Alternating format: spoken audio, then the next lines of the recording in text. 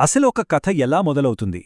కేవలం కొన్ని పదాలతోనే ఒక కొత్త ప్రపంచాన్ని ఎలా సృష్టించగలం? ఈరోజు మనం అడవి మిత్రులు అనే ఒక చిన్న యానిమేషన్ స్క్రిప్ట్ను విడమర్చి చూద్దాం. ఆ స్టోరీ టెల్లింగ్లో ఉన్న మ్యాజిక్ ఏంటో తెలుసుకుందాం. కథ మొదలయ్యేది ఇక్కడే. వావ్! ఈరోజు ఎంత బాగుంది! ఇది కేవలం ఒక డైలాగ్ కాదు. ఇది మన మెయిన్ క్యారెక్టర్ ప్రపంచాన్ని ఎలా చూస్తుందో చెప్పే ఒక కిటికీ లాంటిది. ఈ ఒక్క మాటతోనే రైటర్ కథ యొక్క టోన్ని సెట్ చేసేశారు. ఈ కథ ఆశతో, సంతోషంతో నిండి ఉండబోతోందని మనకొక హింట్ ఇచ్చారన్నమాట. ఇప్పుడు మనం చూస్తున్నది ఒక ఫైనల్ యానిమేషన్ వీడియో కాదు, అంతకంటే చాలా ముఖ్యమైనది. అదే బ్లూ ప్రింట్. ఒక బిల్డింగ్ కట్టడానికి బ్లూ ప్రింట్ ఎంత అవసరమో, అడవి మిత్రులు లాంటి యానిమేషన్కు ఈ స్క్రిప్ట్ అంతే అవసరం. ఇక్కడ ప్రతి పదం ఒక ఇటుక లాంటిది. ప్రతి గొప్ప కథకు ఒక గుండె ఉంటుంది. అదే దాని నీతి, లేదా మనం చెప్పుకునే మెసేజ్. ఈ స్క్రిప్ట్లో ఆ గుండె ఏంటో ఇప్పుడు చూద్దాం.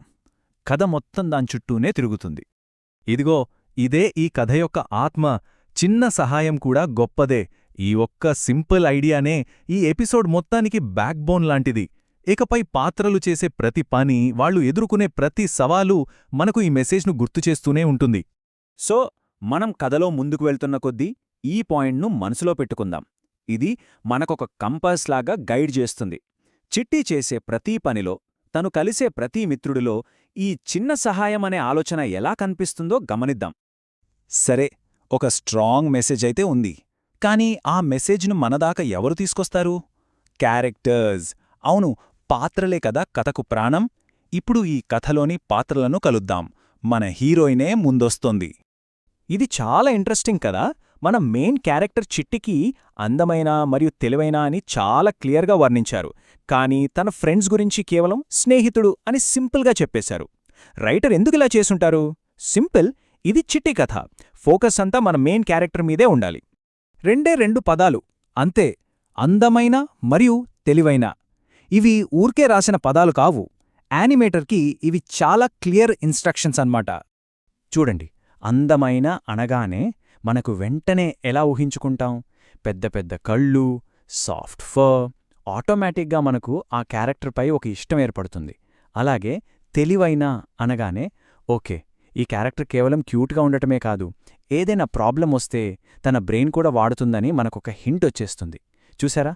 రెండే పదాలతో క్యారెక్టర్ లుక్, దాని నేచర్ రెండు చెప్పేశారు. సరే, మన దగ్గరిప్పుడు క్యారెక్టర్ ఉంది, కథలో నీతి ఉంది. మరి ఈ రెండింటినీ కలిపి కథను ఎలా స్టార్ట్ చేస్తారు? ఫస్ట్ సీన్ ఎంత పవర్ఫుల్గా ఉంటుందో ఇప్పుడు చూద్దాం.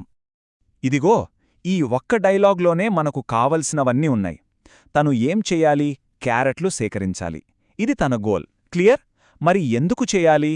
అమ్మకి సర్ప్రైజ్. ఇది మోటివేషన్. అంటే ఆ గోల్ వెనుకున్న ఎమోషన్ అన్నమాట.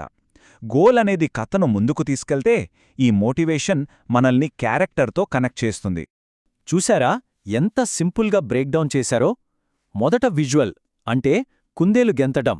తర్వాత ఎమోషన్, ఆ రోజు బాగుందని సంతోషించడం. తర్వాత గోల్, క్యారెట్లు కలెక్ట్ చేయడం. ఫైనల్గా మోటివేషన్, అమ్మ కోసం సర్ప్రైజ్. ఈ 4 పాయింట్స్ ఒక యానిమేటర్కి ఒక సీన్ని క్రియేట్ చేయడానికి కావలసిన పూర్తి సమాచారాన్ని ఇచ్చేస్తాయి. అంటే మనం ఇప్పటిదాకా చూసిన ఈ చిన్న చిన్న విషయాలు, నీతి, క్యారెక్టర్ డిస్క్రిప్షన్, సీన్ సెటప్, ఇవన్నీ కేవలం అక్షరాలు కాదు. ఇవన్నీ ఒక యానిమేటెడ్ ప్రపంచాన్ని కట్టడానికి కావాల్సిన బిల్డింగ్ బ్లాక్స్ అన్నమాట. ప్రతి పదం ఒక విత్తనం లాంటిది.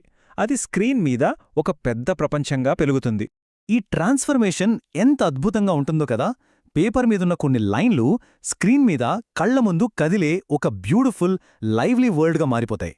ఆ పదాల్లోని ఎమోషన్ యానిమేషన్ రూపంలో మనల్ని పలకరిస్తుంది. నిజంగా ఇదే కదా స్టోరీ టెల్లింగ్లో ఉన్న అసలైన మ్యాజిక్.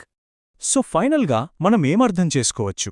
ఒక మంచి కథకు, అది 5 నిమిషాల షార్ట్ ఫిల్మ్ అయినా, 3 గంటల సినిమా అయినా, కొన్ని ఫండమెంటల్స్ కావాలి.